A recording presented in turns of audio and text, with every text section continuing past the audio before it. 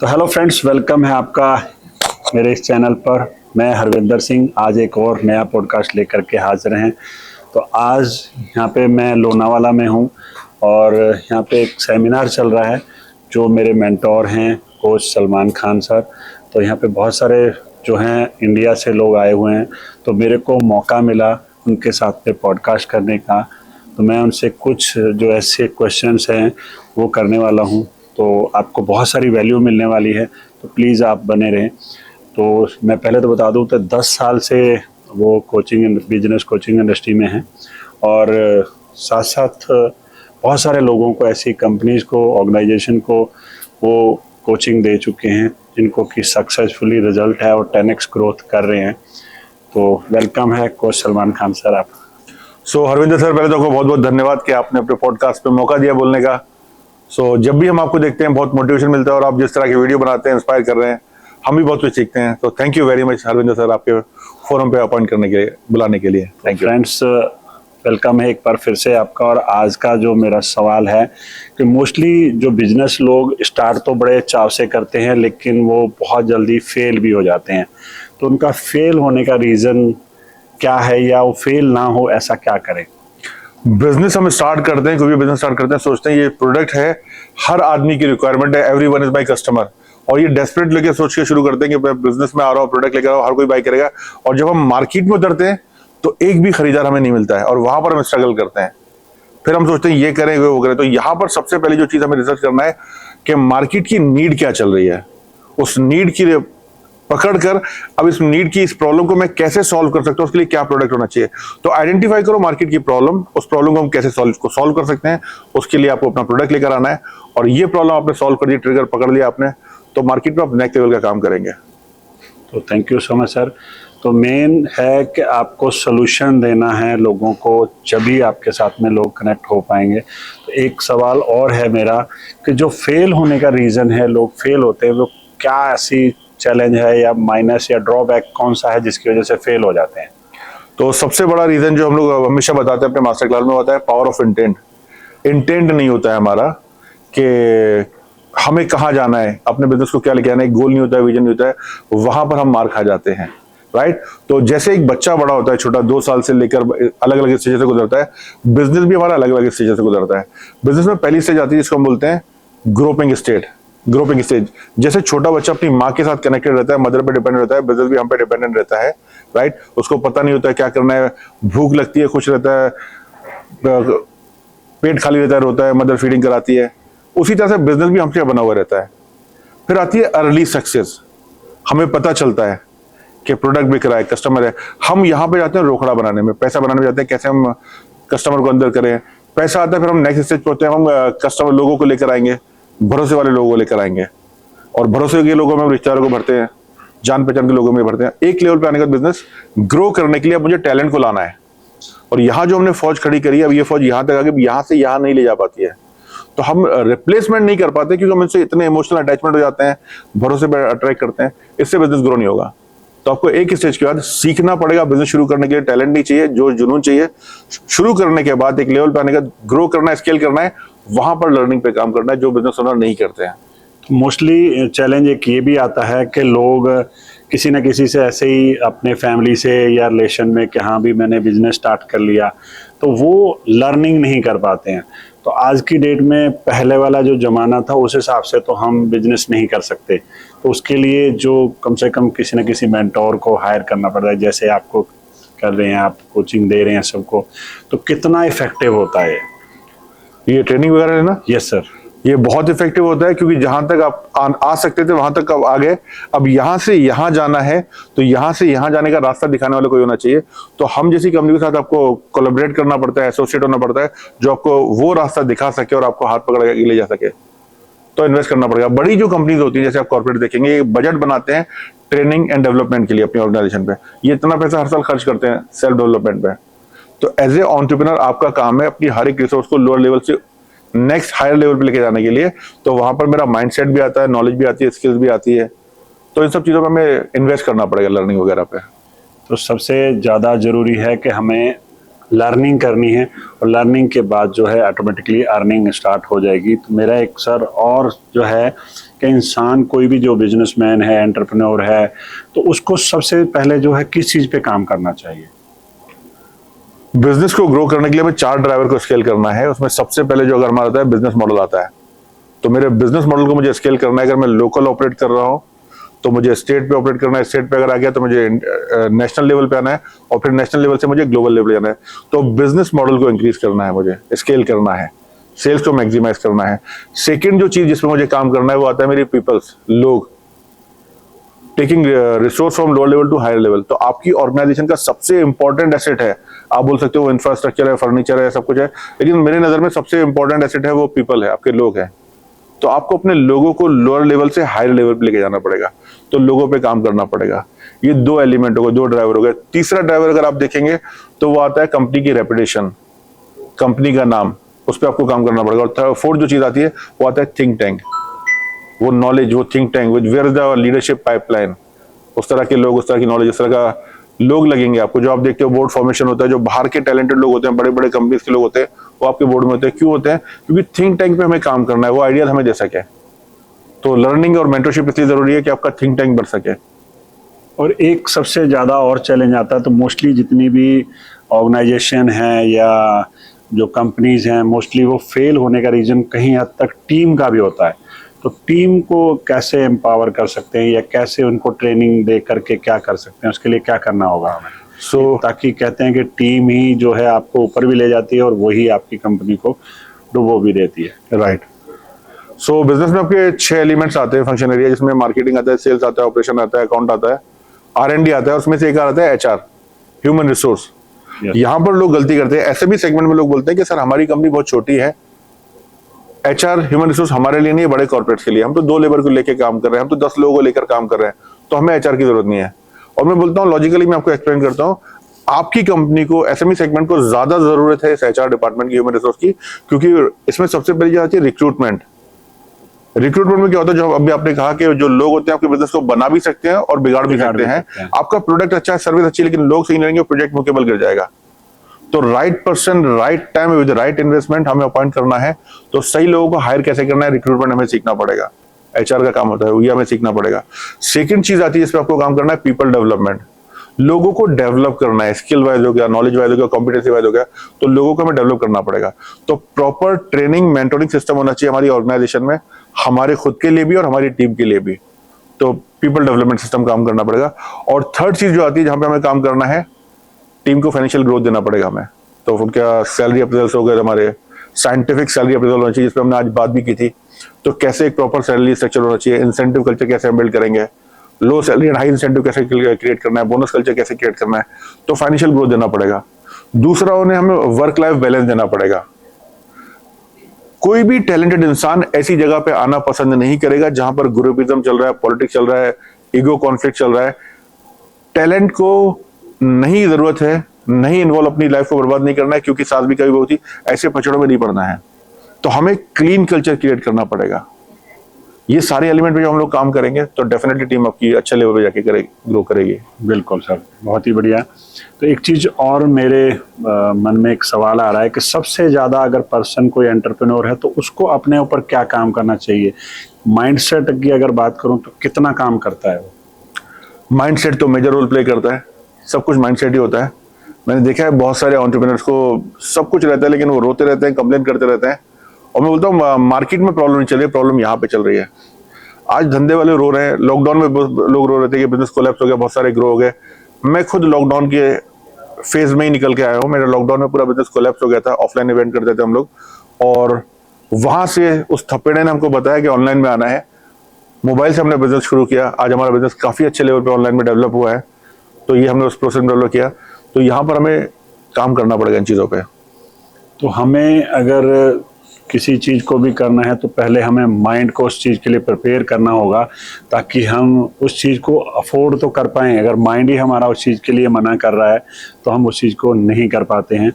एक चीज़ और कि जैसे टीम की भी बात कर रहे थे, तो टीम को कैसे हम ट्रेनिंग दे सकते हैं, या क्या उनको, उनके भी माइंड को कैसे हम डेवलप कर सकते हैं? क्योंकि एक लेबर क्लास वाले की जो है सोच सिर्फ एक छोटी रह जाती है, उसको कैसे एम्पावर करें?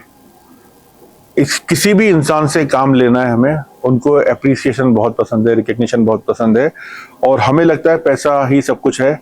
हम पैसा देते हैं, सब कुछ करते हैं, उसके बाद भी लोग हमें छोड़ के जाते हैं। उनको चाहिए रिस्पेक्ट, इज्जत चाहिए, वही हम नहीं करते हैं। यहाँ पर आपके जो लोग सुन रहे हैं, आपको उनको अपने आप से सवाल करना है कि आपने अपनी टीम को कब अप्रिशिएट किया है। आप बताओगे भाई मैंने उसकी शादी के लिए पैसा दिया, मैंने ये किया, मैंने वो किया। दुनिया भर के 1000 एहसान गिरा के उसको जलील कर देते हो आप, और उसको बहुत बुरा लगता है कि पैसा दिया। मैंने ऐसे कई एम्प्लॉइज के साथ बात की, बोलते हैं सेठ ने मेरे को 2 लाख रुपए दिया शादी के लिए, और वो मैं रुका हूँ मजबूरी में कि मेरा कर्जा उतार दो, जिस दिन उतर गया उस दिन निकल जाऊंगा मैं। वो एहसान के बाद भी उसकी वैल्यू नहीं करते हैं, वो मजबूरी में दबे रहते हैं, परफॉर्मेंस निकाल नहीं पाते हैं। लोगों को चाहिए रिकग्निशन, एप्रिसिएशन, जो उन्हें नहीं मिलता है। मनी कभी मोटिवेटिंग फैक्टर नहीं रहता, मनी 9वें नंबर पे आता है। लोग छोड़ के आते हैं, या तो एनवायरनमेंट सही नहीं है, या तो ऑफिस का कल्चर बराबर नहीं है, बहुत सारे चैलेंज आते हैं। लोग कभी भी आपकी कंपनी को नहीं छोड़ते हैं, लोग अपने बॉस को छोड़ते हैं। तो लोगों से पहले हमें अपने ऊपर काम करना पड़ेगा। तो मोस्टली जो है हम कभी भी जब भी अपनी ऑर्गेनाइजेशन में होते हैं तो हम ये ढूंढ रहे होते हैं कि अभी कहाँ इनको डांट कब मारी जाए, हम उनको प्रेशराइज करके रखें। लेकिन अभी वो ज़माना चला गया है, क्योंकि जो टीम है ऑलरेडी, जो भी कोई पर्सन कोई काम छोड़ करके, जैसे बताया कि वो बॉस को छोड़ के जाता है, तो और बहुत सारे ऐसे लोग रेडी रहते हैं जो सब कुछ आपने उनको ट्रेनिंग दी है, सब कुछ किया, और वो बंदा आपके पर्सन को उसको हायर करने के लिए बिल्कुल मार्केट में रेडी बैठा हुआ है। तो एक चीज़ और बताना चाहूँगा, जैसे कि हमारे क्लाइंट का भी आजकल जैसे काफ़ी चैलेंज आ रहा है, तो उसको कैसे सॉर्ट आउट किया जाए। क्लाइंट का क्या चैलेंज आ रहा है? जैसे मान लो लोगों के पास जैसे ऑनलाइन चले गए हैं बहुत सारे, तो कहते हैं कि हमारे पास में ऐसा क्लाइंट जो डायरेक्टली आते थे वो नहीं आ रहे हैं, उसके लिए क्या करना चाहिए? मेरा ये मानना है 2030 तक जो भी बिजनेस ऑनलाइन में नहीं आएंगे वो मार्केट से आउट हो जाएंगे। आज जो लोग आपके पास आ रहे हैं, ट्रेडिशनल बिजनेस फॉलो कर रहे हैं, जो भी कर रहे हैं, आप बोलेंगे कि मेरे पास लोग आ रहे हैं, ये देखो जो तादाद आ रही है वो कौन सी एज की आ रही है। आपके पास जो रेफरल बिजनेस आ रहे हैं वो 40 के ऊपर वाले लोग आ रहे हैं। 40 के नीचे वाले या 30 के नीचे वाले अगर लोग नहीं आ रहे तो समझ जाओ बाप आ रहे हैं, बच्चे नहीं आ रहे हैं, क्योंकि बच्चे आजकल मोबाइल में देखते हैं। Yes sir. 40 के ऊपर वाले लोग का रिलेशन बना हुआ है, अरविंदर सर से रिलेशन बना हुआ है, तो रिलेशन में वो आपके पास ही आएंगे। इनके बाद की जनरेशन जो लाना है वो कहां पर है? सोशल मीडिया पे है, वहां पर हम प्रेजेंट नहीं है, हमें वहां पर आना पड़ेगा। तो ऑनलाइन आपको आना बहुत जरूरी है, सारे लोगों को जो भी सुन रहे हैं अरविंदर सर के चैनल को। तो फ्रेंड्स, आज की डेट में आपको ऑनलाइन आज की डेट में तो आना ही पड़ेगा, अदरवाइज या तो आप मार्केट से बाहर चले जाओगे या फिर आपको छाना पड़ेगा। एक चीज़ और जो है, आज का जैसे हमारा टॉपिक भी था कि विन विन विन वाला था, उसके बारे में थोड़ा सा कैसे आप बता पाएंगे कि विन विन वाला फार्मूला? तो हम बात करते हैं बिजनेस के अल्टीमेट गोल के बारे में। बिजनेस को अगर हमें ग्रो करना है तो आपके बिजनेस के 3 स्टेक होल्डर हैं, जिसमें आपके एम्प्लॉइज हैं, एज ए बिजनेस ओनर आप हैं, और आपके कस्टमर हैं। इन तीनों का विन होना चाहिए। इससे पहले हमने सुना था विन विन, मतलब मेरा विन मेरे कस्टमर का विन होना चाहिए। अब विन आपको 3 लोगों को करना है, आपका विन होना चाहिए, आपके कस्टमर का होना चाहिए, और आपकी टीम मेंबर का होना चाहिए। अब ये कैसे होगा? तो टीम मेंबर का विन होगा जब उसको फाइनेंशियल ग्रोथ मिलेगी, सालों से आपके पास आ रहा है तो उसको अच्छी सैलरी मिलना चाहिए। लोग छोड़ के जा रहे हैं पैसे के लिए, आप बोलते हो, तो ये कोई गलत नहीं कर रहा है मेरी नजर में। हर आदमी के साथ पेट लगा हुआ है, आप नहीं ग्रो हो रहे, आप उनको तो ग्रो होना है, राइट? तो हमें फाइनेंशियल ग्रोथ के लिए प्लान बनाना पड़ेगा। कैसे? वो 10,000 पे तो 20 पे कैसे जा सकता है, 20 पे तो 50 पे कैसे जा सकता है। आज मैं 20 दे रहा हूँ किसी लड़की को, कल को मैं 50 दे रहा हूँ, 70 दे रहा हूँ। जैसे अगर मैं ग्रोथ करते जाऊंगा उसका कोई हिला नहीं पाएगा उसको, लेकिन मैं दे ही नहीं रहा हूँ उसको। मार्केट में कोई इसको पैसा देगा, वो निकल जाएगी वहां से वो। तो हमें फाइनेंशियल ग्रोथ देना पड़ेगा, करियर वाइज ग्रोथ देना पड़ेगा, पोजीशन वाइज ग्रोथ देना पड़ेगा उनको। आज ये पोजीशन पे, कल ये पोजीशन पे, फिर ये पोजीशन पे, डिपार्टमेंट वाइज उनको ग्रो करना पड़ेगा। तो उनको लगेगा मैं इवॉल्व हो रही हूँ, मैं नई नई चीजें सीख रही हूँ ऑर्गेनाइजेशन में, इंटरेस्ट पैदा होगा। और थर्ड चीज जिस पर हमें काम करना है टीम के लिए, जो हमने बात की कल्चर वगैरह पे, तो टीम का विन होगा। कस्टमर का विन कब होगा? जब कस्टमर को वैल्यू फॉर मनी मिलेगी, जो दे रहा है उससे 10 गुना वैल्यू मिल रही है, तो लगेगा यार मैंने इतनी सारी चीजें दे दी, मैंने तो पैसे इतने तो भरे भी, तो ज्यादा मुझे मिल गया, तो वैल्यू फॉर मनी मिलेगी। 10 रुपए ले रहे हो, 100 रुपए की वैल्यू दो, 100 रुपए ले रहे हो, 1000 रुपए की वैल्यू दो, वो कस्टमर कभी छोड़कर नहीं जाएगा आपको, आपके पास ही आएगा। कस्टमर का विन होगा। एज ए बिजनेस ओनर मेरा विन कब होगा? जब मुझे फाइनेंशियल ग्रोथ मिलेगी। अब यहाँ पर कोई गलत चीज नहीं है पैसा कमाना, भाई आपने अपना हार्ड इनकम पैसा लगाया है, रिस्क लिया है, टाइम एफर्ट लगाया है, तो आपका हक बनता है आरओआई निकलना, आपका पैसा निकलना चाहिए आपका। तो आपका फाइनेंशियल ग्रोथ मिलना चाहिए, ब्रांड ग्रोथ मिलना चाहिए। ब्रांड ग्रोथ कब मिलेगा? जब ज्यादा से ज्यादा कस्टमर आपका प्रोडक्ट यूज करेंगे, ज्यादा लोग जब आपका प्रोडक्ट यूज करेंगे, तो आपको ब्रांड ग्रोथ होगा, आपको सेटिस्फेक्शन मिलेगा, और साथ ही आपको टाइम फ्रीडम मिलेगा। टाइम फ्रीडम घूमने फिरने के लिए नहीं चाहिए, टाइम फ्रीडम जब मिलेगा, जब लोग आपके बिजनेस को, टीम आपके बिजनेस को रिस्पॉन्सिबिलिटी लेके करेगी, तो आपको टाइम फ्रीडम मिलेगा, और टाइम फ्रीडम में आप अपने बिजनेस को स्केल कर सकेंगे। तो ये 3 विन होना चाहिए आपका। उसके लिए हमें जो है ऑटो पायलट मोड पे जाना होगा, तभी हम उस चीज़ को कर पाएंगे। तो ऑटो पायलट मोड पे हम कैसे जा सकते हैं सर? जब आपका प्लेन बिना पायलट के उड़ सकता है, तो हवा में इतने लोगों को लेके तो आपका बिजनेस क्यों नहीं जा सकता, राइट? तो यहाँ पर हमें प्रोसेस डिफाइन करना है, सिस्टम डिफाइन करना है, अपने डुप्लीकेट्स तैयार करना है, लोगों को बनाना है, और ये लोग आपके बिजनेस को रन करेंगे। तो यहाँ पर मैं पूछता हूँ लोगों से, बिजनेस क्या? कोई बोलेगा मैन्युफैक्चरिंग का बिजनेस है, कोई बताता है मैं गारमेंट में हूँ, कोई बोलता है मैं रिटेल में हूँ, कोई बोलता है मैं सर्विस इंडस्ट्री में हूँ। मैं बोलता हूँ आपका ये बिजनेस नहीं है, हम सबका एक ही बिजनेस है, और वो बिजनेस है पीपल्स डेवलपमेंट। हमें लोगों को बनाना है, लोग हमारे बिजनेस को बनाएंगे। आपके पास चॉइस है, या तो आप फादर ऑफ 2 किड बन सकते हैं, 2 बच्चों के बाप बन सकते हैं, जो आप होंगे शायद, राइट? या 1 बच्चे के फादर होंगे, या फिर आप फादर ऑफ नेशन बन सकते हैं, बहुत सारे बच्चों के फादर बनना है। और फादर ऑफ नेशन बनेंगे तो बहुत सारा बड़ा एम्पायर खड़ा करेंगे, बहुत बड़ा नाम करेंगे, हिंदुस्तान के लिए बहुत कंट्रीब्यूट करेंगे। चॉइस आपकी, आपको क्या बनना है। बिल्कुल, बहुत बढ़िया। तो हमें जो है उस चीज़ पे काम करना चाहिए कि हमें जो बिजनेस है अपना ऑटो पायलट मोड पे हो, ताकि हम अपनी फैमिली को, फ्रेंड्स को टाइम दे पाएँ। और एक चीज़ और मेरे मन में क्वेश्चन आ रहा है कि मोस्टली जितने भी लोग बिजनेस स्टार्ट करते हैं 50 लाख से लेकर के 1 CR के इन बिटवीन अटक जाते हैं कहीं। वहीं पे ऐसा लगता है कि पता नहीं क्या उसको माइलस्टोन एक गाड़ दिया और वहीं पर रुक गए, तो उसको कैसे ब्रेक किया जाए? हाँ, एक लेवल का लोगों को लगता है कि गुजराती में बोला जाता है हमारा तो थई गयो, मतलब बहुत हो गया, अब आगे जाना नहीं है, राइट? What next? तो वहां पर जाके चैलेंज आता है। तो बिजनेस को नेक्स्ट लेवल पे ले जाने के लिए डाइवर्सिफिकेशन, अलग अलग स्टेजेस से हमें गुजरना पड़ेगा। एक कंपनी को जीरो से लेके कॉर्पोरेट कंपनी के लिए अलग अलग लेवल पे जाना पड़ेगा, और जैसे जैसे आप स्टेजेस क्रॉस करेंगे, वैसे वैसे आपका बिजनेस बिल्ड होगा। जैसे बच्चा 2 साल का होता है, फिर बड़ा होता है, मार्क्स से निकल के बाहर चीजों को एक्सप्लोर करना शुरू करता है, फिर और बड़ा होता है, टीन एज में जाता है, बाहर दोस्त बनाता है, फिर और मैच्योरिटी आती है, फिर ओल्ड एज में जाता है। सेम ऐसे ही बिजनेस आपका अलग अलग स्टेजेस से गुजर के एक कॉर्पोरेट कंपनी बनती है। तो वो अलग अलग स्टेजेस से हमें गुजरना पड़ेगा। हर स्टेज पे अलग आदमी लगेगा, हर स्टेज पे अलग नॉलेज लगेगा। तो अपने आप को लगातार कंप्लीट ट्रांसफॉर्म करना पड़ेगा हमें, तब जाके हम अपने बिजनेस को एक कॉर्पोरेट कंपनी बना सकेंगे। तो फ्रेंड्स, हमें अपने आप को खुद को डेवलप करना पड़ेगा, बाकी कोई नहीं और करने आने वाला। तो किसी न किसी मेंटोर की, कोच की आपको ज़रूरत पड़ने वाली है। तो अभी बात करते हैं सर कि अगर हम कहें कि एक बिजनेसमैन से एक एंटरप्रेन्योर बनने के बीच में जो क्या चैलेंज आते हैं, क्या ऐसा करें कि जो एंटरप्रेन्योर बन जाए?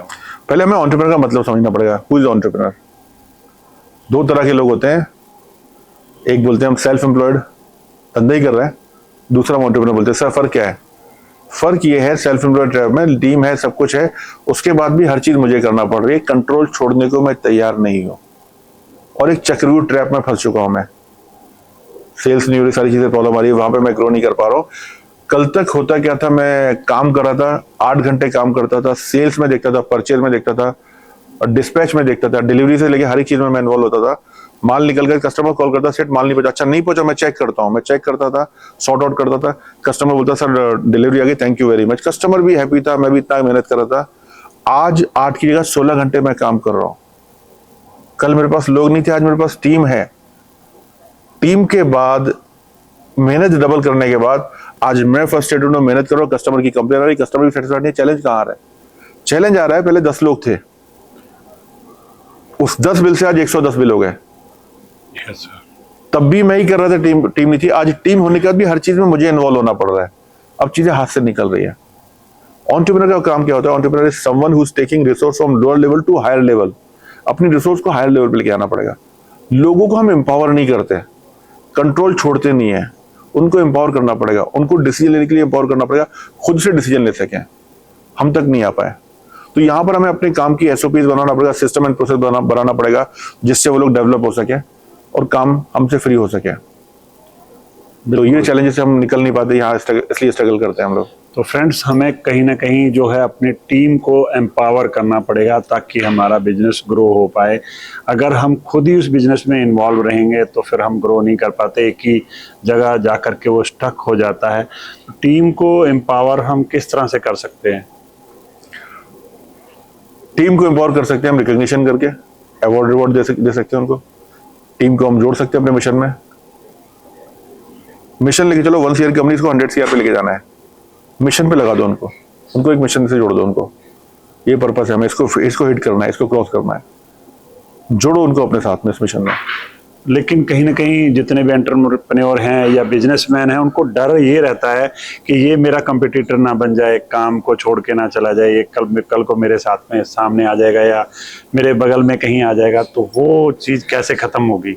वो डर सही है उनका, वो डर सही है, क्योंकि मैं हमेशा एक बात बोलता हूँ, मुर्गी के बच्चों में बैठ के हम चील का मुकाबला नहीं कर सकते। आसमान की बुलंदी को चुना तो चील के बच्चों में रहना पड़ेगा।